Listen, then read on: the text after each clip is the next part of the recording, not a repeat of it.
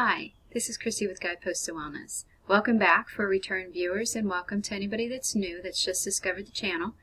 We like to talk about anything and everything that has to do with wellness here. And I like to focus on 4 foundational items, which are sleep, rest and relaxation, nourishment, and movement and exercise. Today I wanted to talk about sleep, but I want to talk about how the things that we eat can impact the quality of our sleep.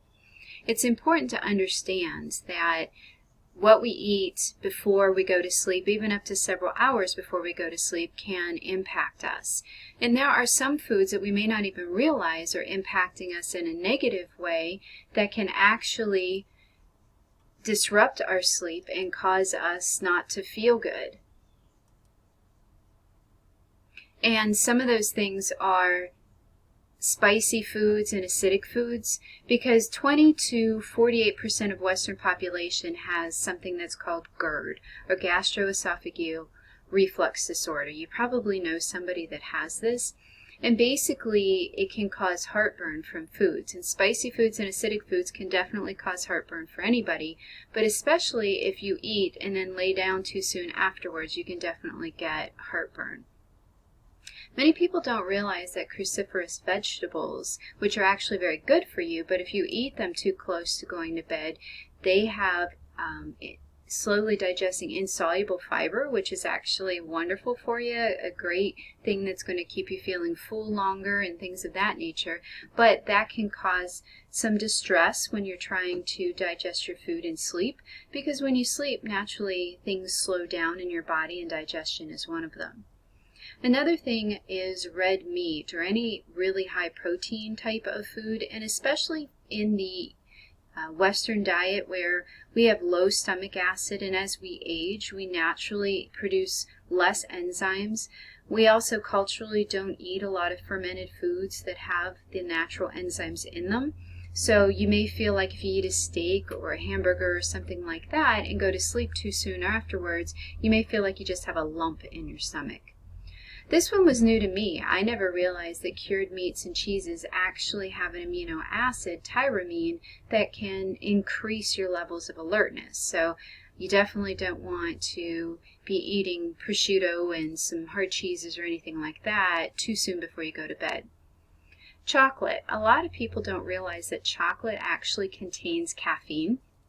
And so if you're drinking caffeine, people are used to realizing that coffee and things like that and sodas and caffeinated beverages, but eating a piece of chocolate cake or eating just a piece of chocolate, the darker the chocolate, the more caffeine, can impact your ability to sleep as well.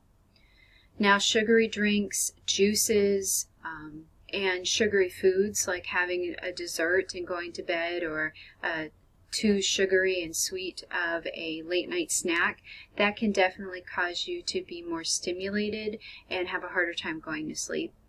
And then naturally liquids, and this is one of the things that you really want to try to front load your liquids during the day. As soon as you get up, you're going to be a little bit more dehydrated, and then stop drinking a couple of hours before you go to bed so that you're not interrupted having to go to the bathroom several times at night. So just as there are foods that can negatively impact you, there are foods that can actually help you sleep. So if you are one of those folks that stays up pretty late, so it's been several hours since you ate your last meal, and this really depends on the person. I like to focus on bioindividuality, and everybody's different. There are some folks that can eat several small meals and still drop weight. There are other folks that need to do a type of intermittent fasting. There are folks that seems like if they eat before they go to sleep, that no matter what it is that they eat, that they gain weight. So you have to find out what works for you. If you are a type of person that can eat a snack about an hour before you go to bed, you want to make sure that it's definitely snack size. You want to choose foods that are high in tryptophan, which is an amino acid precursor to serotonin. Serotonin makes melatonin, all those things that help us sleep. We also need to add small amounts of the right types of carbohydrates, not just sugary, white flour types of carbohydrates, but more complex carbohydrates.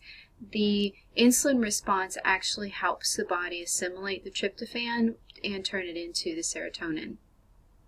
Foods that are high in calcium and or magnesium are great to help you sleep. I like to do magnesium with dinner if I'm feeling like I'm having some aches and pains, or if I am having trouble sleeping. That can help.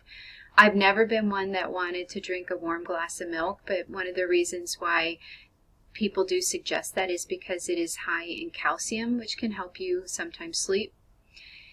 Now, one thing I found interesting too is that honey actually has a substance in it that decreases your overall alertness. So that's a good thing to know, that if you do want to have tea or something like that later in the evening, passion flower or something of that nature, lavender tea, then you might want to try sweetening it with a little bit of honey. That'll actually help relax you and put you to sleep as well.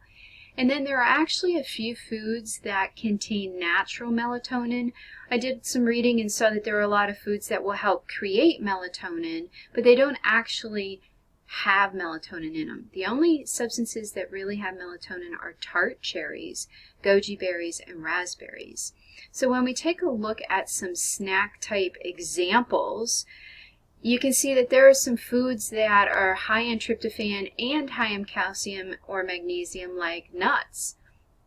And then if you paired maybe some almonds with half a banana or something like that, you can see how you can make yourself a small snack and have that about an hour before bed. Now, some of these things work well even if you have them with dinner. So poultry with dinner, fish with dinner. If you have a little bit of chocolate for dessert, but it's several hours, 2 or 3 hours before you go to bed, those can actually help you sleep as well.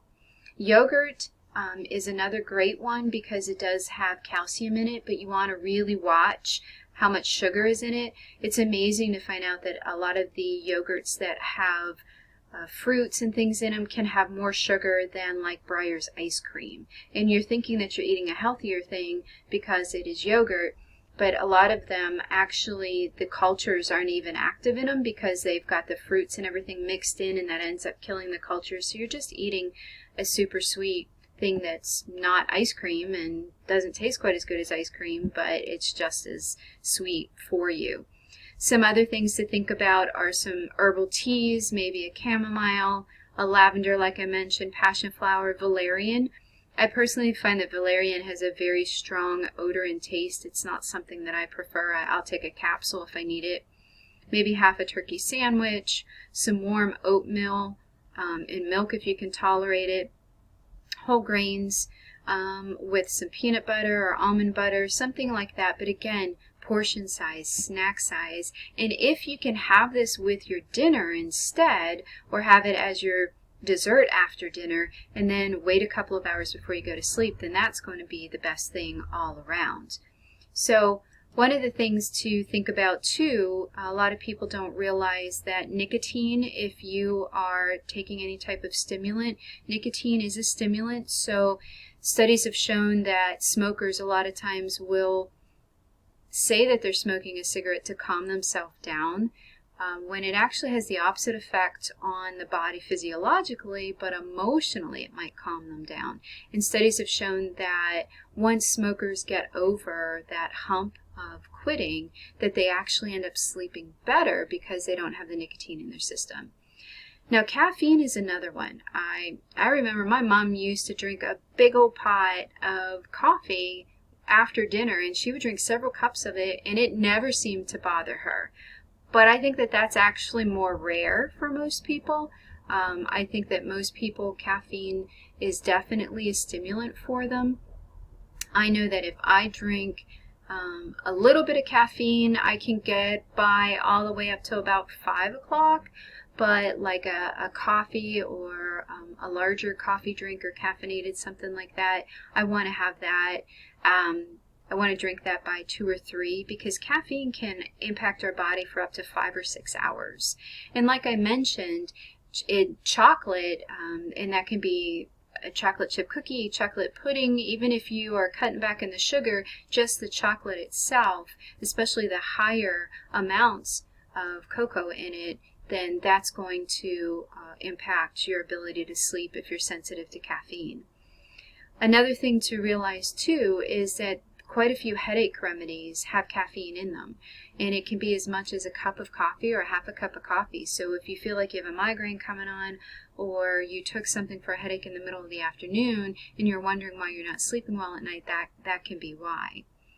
So, and then the last thing I wanted to talk about is alcohol. So even though it can feel like alcohol is relaxing you, if you have more than like a glass of wine with dinner up until a few hours before you go to bed, that would be fine. But if you drink alcohol closer to the time that you go to bed, it is a depressant, so it may make you feel a little, more mellow and things like that, but it actually affects your REM sleep, let alone probably causing you to get up and go to the bathroom, but it will affect your REM sleep as well, and causing you not to be as rested. So as you can see, what we eat affects us all the time. It affects how we sleep. It affects, obviously, our overall health and nutrition. So if you're having trouble sleeping, take a look at what you're eating, look at when you're eating it, and if you have any questions, look at the link down below and set up a consultation, and we can chat about that, because there's a lot of surprising places where you can have hidden sugars, hidden caffeines, and anything like that, and that's where a health coach sometimes can help you out. So that's all for today, and I'll be back soon. Take care. Be well.